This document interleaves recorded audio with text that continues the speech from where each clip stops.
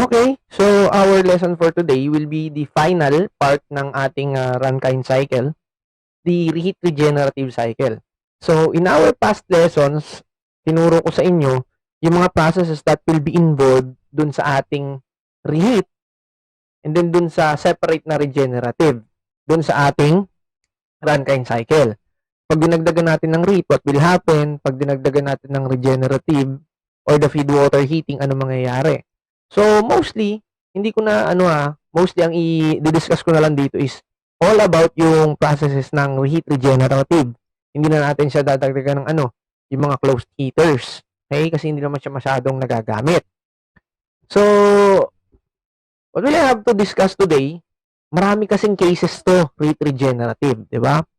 Separate ko, i-discuss yan para mas maintindihan nyo. Ngayon, pagsasamahin natin siya in order to augment pa yung Rankine cycle natin. But, titignan nyo, in our past problems, makikita nyo dun na mostly from 30 to 40 to 45% at most yung ating magiging efficiency. Sa reheat, umaabot ng 40. Sa regenerative, mostly umaabot din ng 40. Okay? Depende yan sa magiging pressure mo na pagmumulan at yung magiging condensing pressure mo. And depende rin yan sa lapit na magiging pressures ng extraction mo. Now, pag pinagsama-sama natin yung process na yon, nagkaroon tayo ng reheating, nagkaroon tayo ng open feed water heaters, ano kaya mangyayari sa ating Rankine cycle? Siyempre, ma-augment pa rin yung ating efficiency. Pero, up to what extent? Okay? So, pag ganito kasi mga problems, marami siyang cases sa regenerative, mas maganda sa problem natin siya titignan. Okay? Meron mga keywords sa problem, malalaman mo sa kanya kung ano bang case siya. If the case is mauuna yung open feed water heating, susunod yung yung reheater, and then i-extract mo to condenser. That is case 1. What if case 2? The case 2, magkakaroon ka muna ng pagpasok ng turbine, i-extract mo for reheating, and then bago mo ilabas na reheating, meron ka rin after no ipasok mo ng reheater, lalabas mo ng open heater, tapos after mo nun, lalabas mo naman ng reheater, ipapasok mo ulit sa turbine, and then ilalabas mo as exhaust. That is case 2. What if case 3? Mauuna ang reheating. Papasok reheater, lalabas ng reheater, papasok ng turbine, papasok ng open heater, and then lalabas ng lalabas siya ng exhaust for condensation. Now, yung case 4, paghahalu-haluin mo na yun. Okay? Madali lang naman yan kasi pag naglalabas ka, pagdating ng turbine mo, di ba maglalabas ka ng steam, that is always what? Di ba ang process nun is isentropic. So, ibig sabihin, under your TS diagram, babasihan mo lang how will the line be filled. Oh? Okay? How will the line fall pagdating ng isentropic conditions? Diba? Isang diretso lang naman yung pag-isentropic. Ibig sabihin, constant ang entropy mo at those points. And at those points, madidetermine mo what will happen to your enthalpies, what will happen to the process if you will have constant heating, pressure heating, kung magkakaroon ka ng isentropic work, and much for that. Okay? So, let us talk about muna yung idea ng reheat regenerative cycle. Sinamarize ko lang sa una. Kasi napakahaba nito eh. So, in this cycle, the reheat cycle and the regenerative cycle, pinaghahalo na natin, are combined to attain the following objectives. Number 1, further improvement of overall thermal efficiency. Ibig sabihin, the overall thermal efficiency will be greater, augmented. Okay? And then the further reduction in the moisture content. Ilan na may nahanapan natin, di ba? Tinatanggal natin yung moisture content of your vapor. Of steam during the latter part of the expansion process. So, ibig sabihin, saan ba nangyayari expansion process? Dun sa turbina mo. And kapag natanggal mo yung moisture content, you will attain, okay, you will achieve the optimal what? The optimal production of power or work of your turbine. Which is the, kinukuhaan natin ng generation power or the electric power with the use of the steam. Now, let us analyze the whole cycle. The solution to a reheat regenerative cycle problems, sabi ko, it differs from case to case basis. Okay?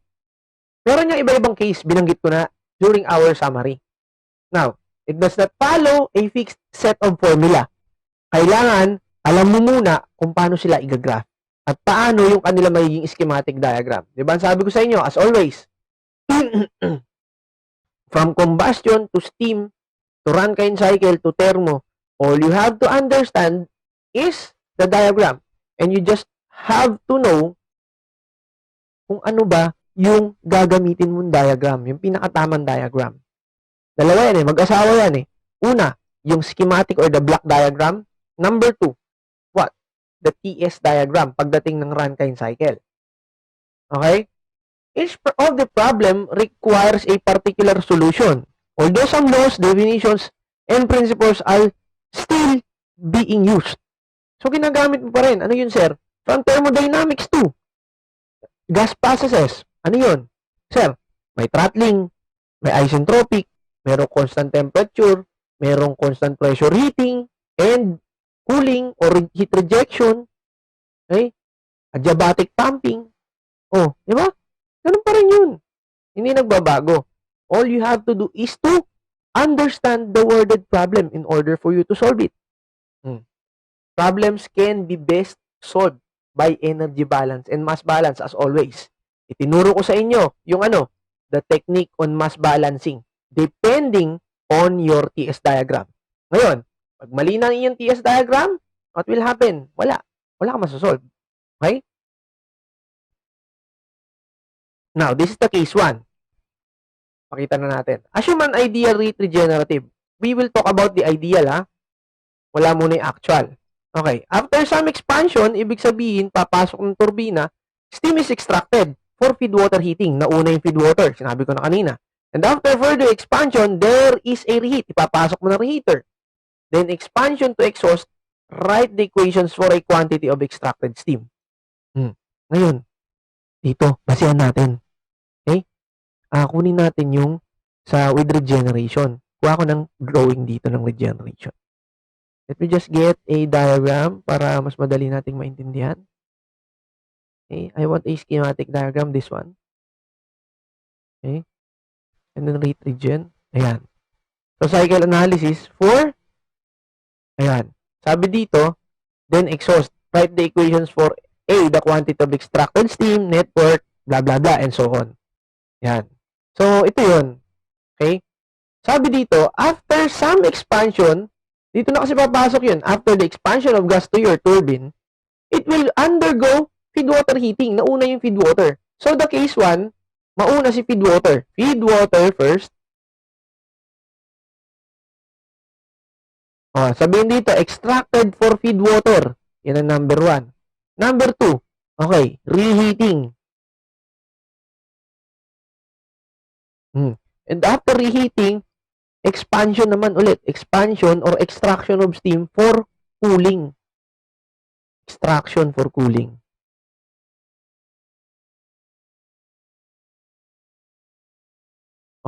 Tignan natin yung process dito. Let me get this one. Okay. Ito case 1. Ano mangyayari dito? Ibig sabihin, meron ang given dito na P1 and T1. And after that, meron ka ditong P2. No matter ano man yan, okay? Meron ka ditong P3. Okay? And equal to P4. Ibig sabihin, itong P4 na to and P3, i-neglect mo na si P4. Okay? Kasi constant ang temperature, pressure mo dyan. Kasi, magkakaroon ka ng heating, constant pressure heating. Magkakaroon ka dito ng another condensation pressure. Yun. So, ganun lang naman Okay? From here up to here, ibig sabihin, S1 will be equal to S2. Now, ito naman. Yung S3 mo, ano yan? Given ka dito ng pressure 3 and then temperature 3. Banda dito. Kasi S1 tuloy. Sorry. S3 will be equal to S4. Ngayon ang mangyayari. And then S3 is equal to S4 will be equal din sa S5. Ayun yung mga magiging shortcut dyan. And you have to follow all the certain processes na meron ka dyan. Now, Let us go to the TS diagram para mas maintindihan natin yung case 1. Sabi doon, feed water first and then reheating will go after. Now, bakit po naging ganito yung graph natin? Let me talk about this. Ayusin muna natin yung numbering. So, this is 1. It will go to 2. This is 3. 4. 5. 6. Gawin natin tong, I want this as 7. 8. 9. So, you have 9 enthalpies. First one, the enthalpy. Enthalpy 1 will come to P1 and E1. Ngayon, S1, note, S1 will be equal to S2. Now, after here, meron ka dito kasing pressure 1, meron ka ditong pressure 2, meron ka ditong P condensation pressure. Now, tignan mo ha. Excuse me. Yung pressure dito, okay? Yung pressure dito, kung mapapansin mo, bumaba siya. Pero S1 is equal to S2. How will you find S1, S2? H1, H2. Okay? Yung H2 is at P2 and S2. How about H3? H3, sabi dyan, okay, is equal to, kukunin mo, tignan mo, S1, S2, equal pala si S3. Yan. Kukorek ko yung sarili ko. Nagkamali ata ako dun. Oo, tama. S1 is equal to S2. Nilabas mo pala dito. So, let me just have this one. Okay? Yung S4 pala. Yun. S4 is equal to S5. Ayun. Yung S3 equal to S2 is equal to S1. Ayan. Ay, tama ako na ha. So, S3. Ngayon yung H3, hahanapin mo ulit kung nasaan siya. At what pressure? Kasi magbibigay ng pressure dito. Magbibigay ng pressure 4 and temperature 4. H3. P4 is equal to P3. O di P3 is equal to P4. Ayan. P3 equal to P4. And S2 is equal to S3. H4. How will you find H4? Ayun o. P4 and T4. Now, yung H5.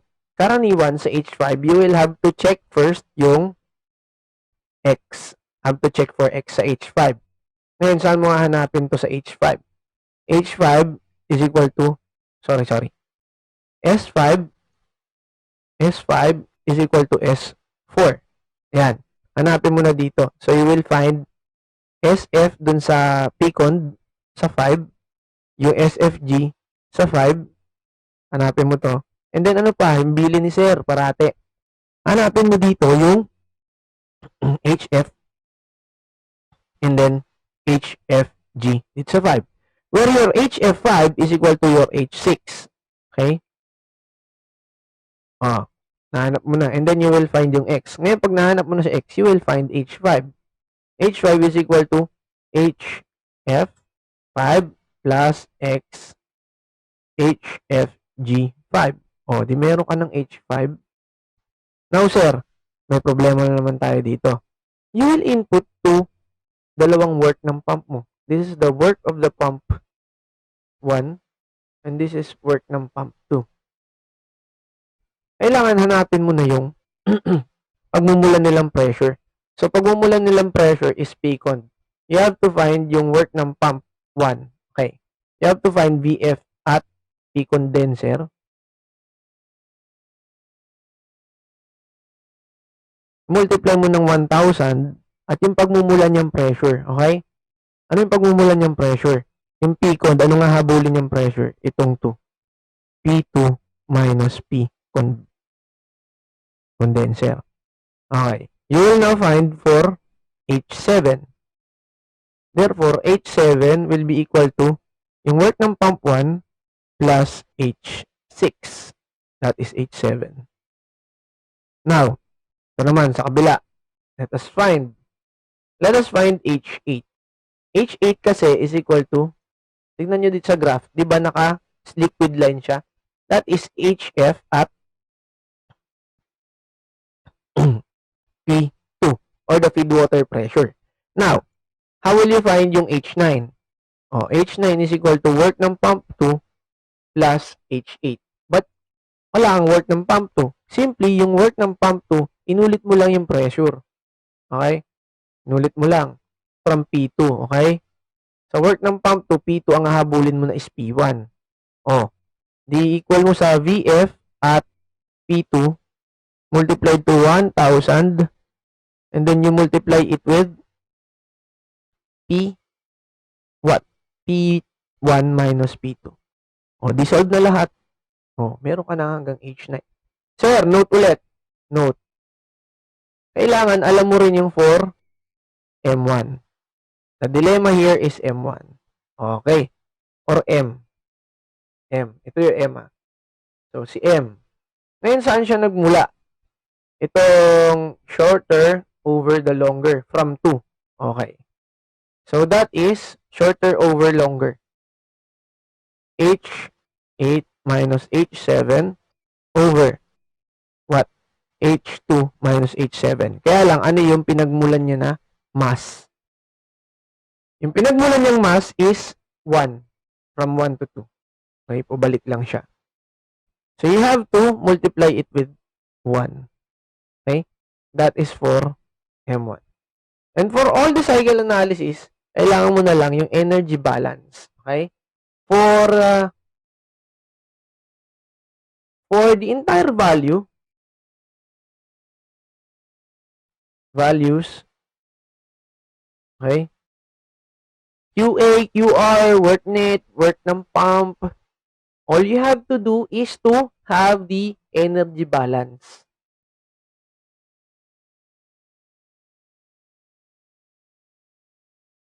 Diba? Madali lang yan. Kayang-kaya yan. Paulit-ulit mo lang ginagawa. So, pinakita ko na lang sa inyo kung paano nyo hahanapin yung mga pinakamahalagang points. Ano yun? Yung mga enthalpies. So, you have H1, H2, H3, H4, H5, H6, definitely nandito. H7, nandun. H8, okay, nandito sa gilid. H8, H9. And so on. Okay? Yan po. Babasihan nyo lang talaga yung kanyang TS diagram. Okay? Makikita nyo naman dito, di ba? From TS diagram. Ito note natin. From TS diagram, S1 is equal to S2 is equal to S3. Mapansin nyo. Ngayon, yung P4, P3 is equal to P4. Kasi constant pressure line to eh. Ngayon, S4 is equal to S5. And then, ayun yun. Ito lang yung mga notable ano dito, parts na kailangan nyo tandaan. Yan. Pag alam nyo na yan, malalaman nyo na lahat ng kailangan nyo gawin. So, from here, meron ka ng Q ng boiler. Sir, may heating pa dyan. Dito magmumula. Ayan dito papasok. Ano yan? Q ng reheater. Sir, saan po tayo magpo-produce ng work dito? Dito, meron ang work dito ng low pressure. May high pressure dito. So, the total work of the turbine. Turbine 1, turbine 2. Pero, total na yan lahat. I-total mo na lang, okay? So, paano nga yung ginagawa, sir? Hindi ko po alam eh. Dahil lang yan, kapatid. Okay? Tignan mo. Ito, pumasok. May lumabas. Okay? Pumasok si 1, lumabas si 2, lumabas si 3. Hindi, pumasok pa rin si 3. Kasi mag-heating ka eh. Okay? Paano ko malalaman yung work ng turbine dyan, sir? Tignan ha. Ako, titignan ko lang sa TS diagram. Tignan mo si 1, pumasok si 1, di ba? Lumabas si 2. Pumasok si 3, lumabas si 4. Okay. Work turbine, palabas din si work ng turbine. Ano yung mga pumasok? Sige nga, unahin natin pumasok. H1 plus H3. Ano yung lumabas? I-minus mo na kagad. Si H2 plus H4. Di meron ka ng work ng turbine? Ayos yan, sir ah. Siyempre, ayos yan. Titignan mo lang yung drawing, meron ka ng diagram. Okay? Ano mahirap doon? Wala, di ba? So, that is case 1. Okay? That is case 1. Now, case 2. Again, we assume that it is ideal And then, ito daw. First, an extraction for feed water heating. Then later, a single heating. Akit muna. And finally, 2 extraction points for feed water heating. Sketch. Nako. Ayan na. Dumami na. That is case 2. So, the same lang naman. Pagtapos dito, S1. Tapos dito, S6, S5. Paulit-ulit lang, mahaba lang talaga siya. Pero ang pinaka-basic kasi, kailangan alam mo gawin yung 1. Okay? This is for case 2. Okay? Yung na-discuss to, may mga problems yan. Mas maganda may discuss ko sa problems eh. Okay? TS diagram, madali yung drawing to. Tandaan nyo, lahat ng mangyayari sa inyong turbina will be, isentropic ang process. All that happens inside a turbine is always expansion. Expansion of your vapor. Okay? Either you extract, you reheat, you extract it for condensation or condenser, or what? For rejection of heat. Ganun lang yun. Dali lang yun. I can show you the way, pero time-consuming siya. Mas maganda ilagay natin sa problem. Okay? That is for case 2. Now, for analysis, okay? Ito yun, yung mga shortcuts niya. These notes will be available naman, pero mas maganda kasi nasa, nasa problems. So this is the TS diagram. Now, dito natin tirahin. So, H1. Okay, H1 will be coming from P1 and T1. Titignan mo lang naman dito. Tignan nyo ha. So, S1 is equal to S2 is equal to S3. Yung keynotes mo. So, S4 will be equal to S5 equal to S6 equal to S7. Now, pagawin natin yung mga notations nila. Okay? This is 9. This is 10. This is 11. This is 12. This is 13. This is 14. This is 15. Now, you have 15 points there. Napakadami niyan. So, ano malalaman mo dito? Dalawa yung turbine work mo, the total turbine work. Sir, H1, dito mangyayari. So, S1 is equal to S2 is equal to S3. Ngayon, paano ko makukuha si S2? Simple lang, H2. D at P2 and S2. Magche-check pa ba ako dyan? Hindi na. Superheated pa rin naman yun eh. You have here. Meron ka na H2. H1. How about H3? H3. Saan ko makukuha yan? Yun pa rin, P3 and S3. H4, even yan. H4 is equal to P4 and T4. Kailangan mo bibigay dito ng temperature. Okay? H4. What about H5? H5 is, meron ka naman panibago, di ba? Meron kang P1, P2, P3, P4, P condenser. H5, saan mo kuha? Di P3 and S5. Tandaan nyo yung keynotes nyo, andito. Ayan. Ito lang naman ang kailangan. Ito ang kailangan nyo tandaan. The keynotes. H5, solve na natin yan, ha? H6, how about H6? H6, ganun pa rin. Paulit-ulit na proseso. P4 and S6. H7. Bago ma-solve sa H7, kailangan mo munang solve for X. Get yung X mo. After nyan, H7 is equal to HF. HF ng ano? HF at P-cond plus X HF G dito sa P condenser. Nasa H7. How about H8? Lagyan natin sa H8. Base lang natin lahat sa graph. H8 will be equal to, yan tignan mo. H8 is HF at P-cond. Diba, ang dali lang. Ako, dito ko lang binabase lahat. What if H9? Yung H9, kailangan hanapin mo muna to. H9 work ng pump 1. Di saan po ba papasok sa work ng pump 1 dito? Work of the pump 1. So, work ng pump 1, dVF at P-cond. O, tapos i-multiply mo ng 1,000. Sir, ano po ba yung hahabulin niyang pressure pataas? O, P-cond. P4, ayun, nasa taas niyang pressure. Yan muna, wag muna yung 1. E di P4 minus P-condenser. O, yun na, meron ka na. Meron ka ng H9. Work ng pump 1 plus H8. Sir, hirap na naman yung H10. H10.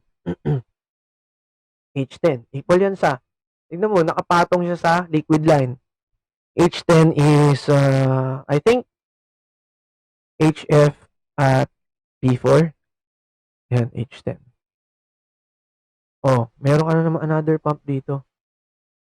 Work of pump 2. For the work ng pump 2, VF at ano yung pressure na pinagmulan niya? That is P4. Multiplied to 1,000. As ano yung habulin pressure? Yung 3. P3 minus P4. You now have work ng pump 2. Then you can solve for H11. H10 plus work ng pump 2.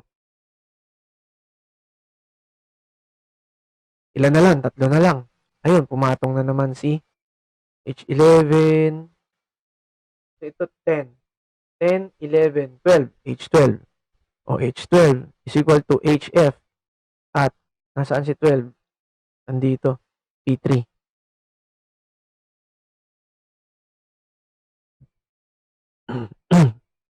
Work ng pump 3 dito. 4 na pump yun eh. Ano yung pinagmulang pressure? P3. VF at P3. 1,000. Ano nga habulin niya? P2 minus P3. Oh. Solve mo na agad si H13. Work ng pump 3 plus H12. O, di ba madali? Dalawa na lang ang kukuhanin mo. Pagpapalagay natin sa H14, di HF pa rin yan. O, H14 is equal to HF at P2. O, bakit lang naman eh. O, hanapin mo ngayon si work ng pump 4. 4 na pump yan. O, edi VF at anong pressure yan? Tignan mo. Diba? Parang trend lang. Pressure 2. Multiply to 1,000. O, tapos, ang gagawin mo dyan? O, P1 minus P2. O, di solve lahat. O, you have H15 na. O, H15 is equal to work ng pump 4 plus H14. You have now the entire cycle enthalpies. Di ba ganun lang? By just basing your solutions dito sa TS diagram. Okay? Now, sir, meron ba tayong magagawa dyan pagdating ng pagdating ng QA? Gusto ko yung QA, sir. O, QB. Tapos yung QRH. Sige nga. Tingnan nga natin. Sir, ganito yan. Pakitaan ko na kayo ng malupitang bagay dito kung paano natin masosolve. Dito lang, TS diagram lang.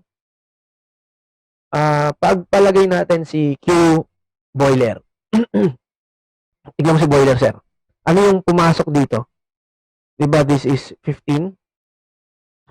Lumabas na H1. Siyempre, mas malaki si H1. O di H1 plus H15. That is the Q ng boiler. Ano yung lumabas dyan, sir? Dito sa, QRH. Ano yung pumasok? Sa reheater mo, di 3 tsaka 4. O, Q ng reheater mo. Pumasok eh. Ayun o. Pumasok dito, lumabas na 4. Di H4 minus H3. Diba? Dali. Ay, may mali pala ako dito. Hindi pala plus 2. This is minus. Minus H15. O, ayun o. Pahirapan ba natin mga sarili natin? How about the work ng turbine? Yun, doon tayo mag-aatalo. Dalawa yan. Tingnan mo ha. Pumasok si 1, lumabas si 2. Okay? Hindi, lahat muna ng pumasok. Pag samasamahin natin, pumasok to. Tapos pumasok si 4. Pumasok si 5. Pumasok si 6. Lumabas si 7. Okay? Check natin. Di ba? Ito pa lang, tignan mo to. Yung mga pumasok sa work ng turbine. Pumasok, bilugan mo na. Ito. Yun lang naman. ODH.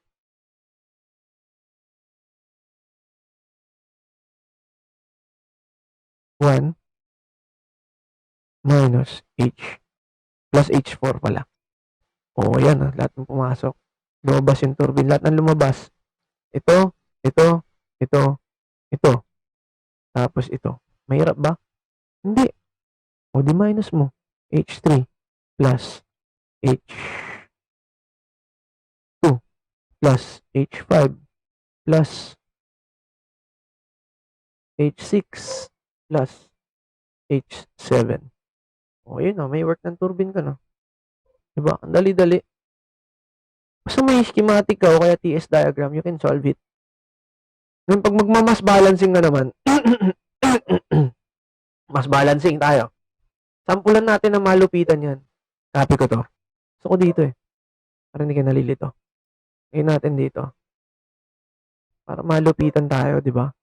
Malupit tayo mag-solve Ayan. Paste ko dito. Alamin natin yung lahat ng masses niya. Ayan, dito ko sa gilid. Alamin mo muna si M1. Okay, M1. Shorter over longer. Burahin ko to medyo magugulo kayo dyan. Okay. This is yan. This is 9, 10, 11, 12, 13, 14, 15. So, M1. Saan siya nagmula na mas? So, 1. Okay, M1, shorter over longer. So, H14 minus H13. Tapos, H2 minus H13. M2. So, 1. Ito, 1 minus M1. Ito, 1 minus M1. Okay, M2. 1 minus M1. M2, shorter over longer. Shorter, 12 and 11. H12 minus H11 over yung longer, H5 minus H11. Medyo hindi nakita dito banda. Ayan, di M3. M3, ang lumabas dito, 1 minus M1 minus M2. Di 1 minus M1, pagkain natin yan. 1 minus M1 minus M2. Okay, multiply mo na. Shorter over longer pa rin. So, I think this is 10 and 9. H10 minus H9. You see the trend? As H6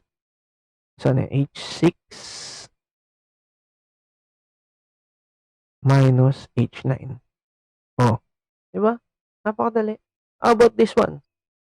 Kailangan pa ba natin yung mas dito? M4. M4 to M4 equal to, yung pumasok dito, 1 minus M1 minus M2 minus M3. Di 1 minus M1 minus M2 minus M3. Shorter over longer. Kailangan pa ba? Hindi na po. Okay? Wala na Wala na shorter over longer Okay? Alam mo na agad yung mas nun. Diba? Doon ka na huminto sa dulo. So, class, ayun lang, napakadali ng masses niya.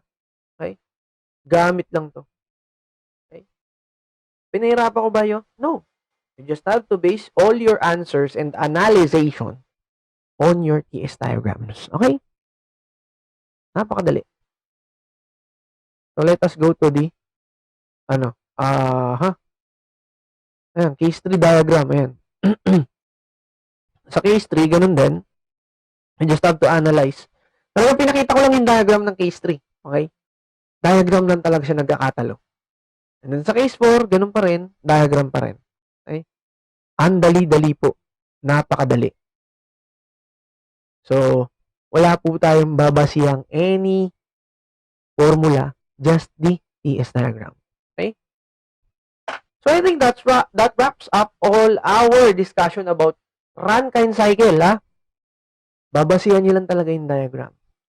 Yan ang sinasabi ko pa ulit-ulit, na sa lahat ng bagay na gagawin mo sa engineering, lalo na sa mechanical engineering, lalo na sa steam power plant, all you have to do is to draw the schematic diagram in order to understand it. And syempre, kailangan marunong ka rin umintindi ng worded problems.